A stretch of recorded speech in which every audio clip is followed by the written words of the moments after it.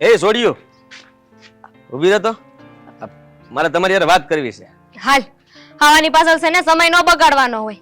હા લોકો તો છે ને આપણો સમય રોકે અને આપણે હારે વાતો કરવાની કોશિશ કરે પણ આપણે આપણો સમય આમની પાછળ ન બગાડે. હાલ આ જન્મથી જ આવી છે કે પછી આને કઈ વળગાલ છે? હા જ્યારે જુઓ ત્યારે આંખો મોટી કરી કરીને આખા ગામને બીવડાવતી હોય છે. શું શું હા આવું કોઈ કરતું હોય છે? આને ગળહુંધી કોને અપાઈ હતી? ધીમે બોલો ને. સો એમાં એવું છે ને કે બિસાડીને હજી કોઈ પ્રેમ કરવા વાળો સાહેબો નથી મળ્યો એટલે.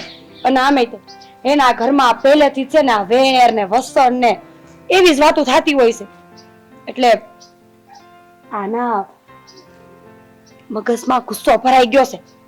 પણ બિસાડી બહુ હારી છે મારી બેનપણી. પણ તમે એને કાંઈ ન કહેતા હો.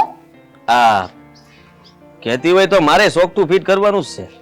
હા આ હું વાત ના ના આમ તો તું જ વાત હકાય ને. હે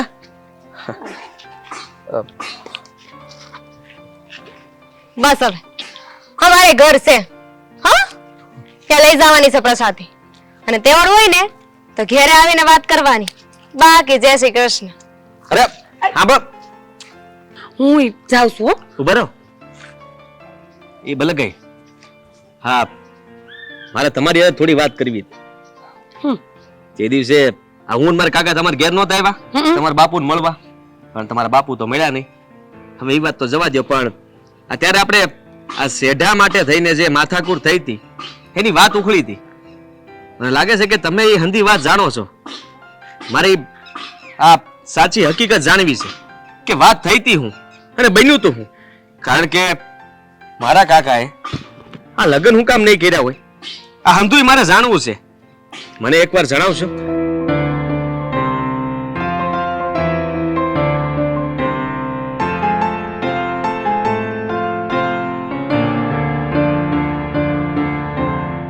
અચ્છા તો એમ વાત છે એમ ને.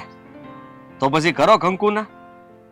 હા વેર પણ મટી જાય વાત પણ રહી જાય અને આજે બગડાટી બોલી છે ને ઈ શાંત પડી જાય. એવું કઈક કરવું પડશે ને અને એના માટે થઈને મારે મારું મગજ દોડાવવું જોઈએ. પણ હું કઈક કરું છું. આનો નિવેડો તો લાવીને રહી. હવે જાઓ તમે તમારે ઘેર. હા બનેવી લે